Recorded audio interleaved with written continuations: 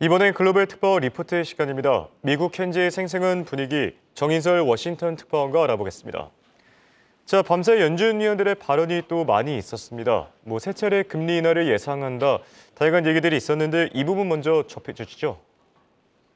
네, 올해 FOMC 투표권이 있는 인사죠. 메리 데일리 샌프란시스코 연방은행 총재는 현지 시간 2일에 네바다주에서 열린 행사에서 이렇게 얘기를 했습니다. 금리 인하가 시급하지 않다라고 얘기를 했는데요. 경제 성장세가 이어지고 있기 때문에 그렇다라는 건데요. 다만 3월 점도표에 나온 대로 올해 말까지 세 차례 금리 인하가 합리적인 예상이다라고 언급을 했습니다.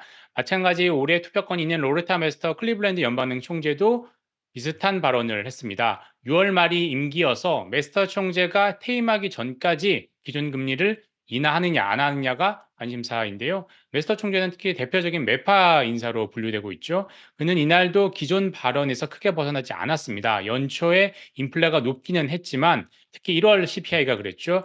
큰 틀에선 변하지 않았다라고 얘기를 했습니다. 최근에 인플레 경로가 우회로인지 새로운 길인지는 좀 더 지켜봐야겠다라고 얘기를 했습니다. 인플레가 더 낮아지고 있다는 증거를 볼 때까지는 금리 인하를 하지 않고 기다리겠다라는 겁니다.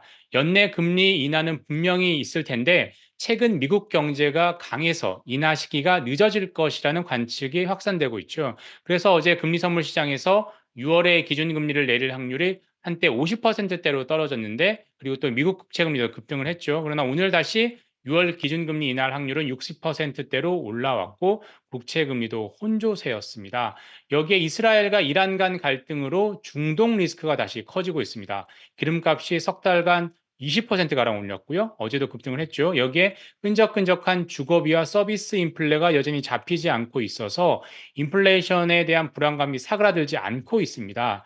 그래서 금리 인하에 대한 확신이 좀 더 약해지고 있죠. 하지만 파월 의장을 비롯한 페드 지도부 인사들은 올해 금리 3회 이내에 대한 전망은 계속 유지를 하고 있습니다. 파월 의장의 말대로 울퉁불퉁한 길이 얼마나 오래 지속될지가 관건이 될 전망입니다. 네, 그리고 밤사이 바이든과 시진핑 주석의 통화도 있었습니다. 워싱턴 정가에서는 어떤 얘기들이 나오는지도 궁금하고요. 그리고 이번 주 일정들이 참 많죠. 고용 주간이라고 불릴 정도로 일단 밤에는 ADP 민간 고용, 그리고 주말에는 고용 보고서, 이 비농업 고용 보고서까지 나오는데 이 부분 같이 정리해 주시죠. 미중 정상 통화가 4개월여 만에, 5개월 만에 있었는데 미국 현지에서 관심은 그렇게 크지 않은 것 같습니다. 관례적인 형태로 보고 있는 것 같고 오히려 이스라엘 가자 지구에서 민간인이 살인당한 것, 그리고 이란과 이스라엘의 갈등 그 부분에 대해서 훨씬 더 많은 지금 관심이 있어서 오늘 백악관 브리핑에서도 그에 대한 질문이 대부분을 이뤘습니다. 이번 주에는 고용에 관한 지표가 많이 나오죠. 강력한 노동시장은 금리 인하를 뒤로 미루게 하는 요인 중 하나인데요. 이번 주에 나오는 고용 지표가 예상보다 좋게 나오면 금리 인하 연기 전망에 힘을 실어주겠죠. 우선 현지 시간으로 2월 2일에 이제 구인 이직 실태 조사가 발표가 됐죠. 시장 예상대로 나왔고요. 그리고 3일에는 ADP의 3월 민간 고용 통계가 발표됩니다.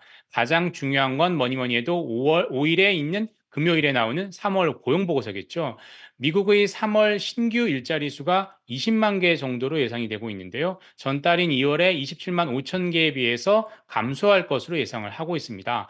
다만 신규 일자리 수는 고용 보고서가 나올 때마다 크게 바뀌고 있습니다. 들쑥날쑥했다라는 얘기죠. 일례로 올해 1월 신규 일자리 수는 처음에 나왔을 2월에만 해도 35만 3천 개로 발표가 됐다가 한 달 뒤에 22만 9천 개로 대폭 수정이 됐습니다. 지난해 11월과 12월 신규 일자리 수도 두 차례 수정을 거치면서 처음과는 7만 개 이상의 차이가 났습니다. 그래서 신규 일자리 수도 GDP처럼 속보치, 잠정치, 확정치로 나눠봐야 하는 것 아니냐라는 지적까지 나오고 있습니다. 이번에 2월 신규 일자리 수 역시 27만 5천 개에서 어떻게 바뀌었을지 볼 필요가 있을 것 같고요. 실업률은 2월 3.7에서 3월에 3.9%로 올랐는데 이게 다시 3.8%로 이번 달에 소폭 낮아졌을 것으로 시장에서는 예상을 하고 있습니다. 파월 의장은 지난주 대담에서 노동시장이 예상치 못한 약세를 보이면 이에 대응할 수 있다라고 얘기를 했는데요. 이번에 고용 지표가 어떻게 나오냐에 따라서 금리 인하 시기에 대한 또 예상이 크게 출렁거릴 수 있어서 주의 깊게 살펴볼 필요가 있겠습니다. 지금까지 워싱턴에서 한국경제신문 정인설이었습니다.